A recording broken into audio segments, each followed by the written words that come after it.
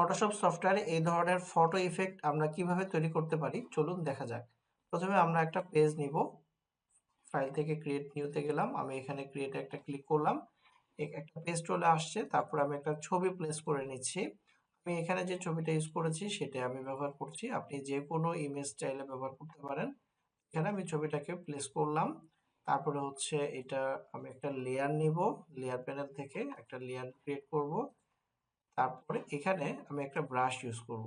আমি যে ব্রাশটা ইউজ করছি সেটা হচ্ছে স্প্রে ব্রাশ। এটা আপনি গুগলে সার্চ দিলে পেয়ে যাবেন। ফটোশপ স্প্রে ব্রাশ লিখলে আপনি পেয়ে যাবেন। এখানে আমি প্রথম যে ব্রাশটা আছে এটা আমি ব্যবহার করছি। আপনি যদি ডিফারেন্ট কোনো ব্রাশ ইউজ করেন তাহলে ডিফারেন্ট ডিজাইনটা তৈরি হবে।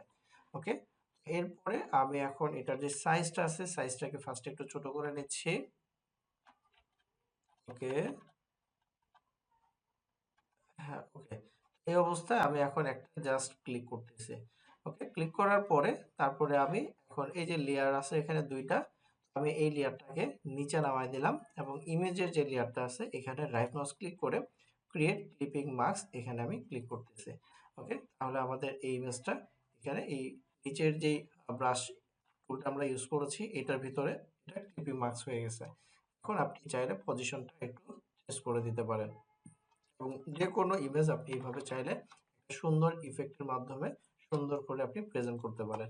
আর চাইলে আমরা ব্যাকগ্রাউন্ডের কালারটাও ব্ল্যাক করে দিতে পারি অথবা ডিফারেন্ট যে কোনো কালার আমরা করে দিতে পারি। ভিডিওটি কেমন লাগলো অবশ্যই কমেন্ট করে জানাবেন।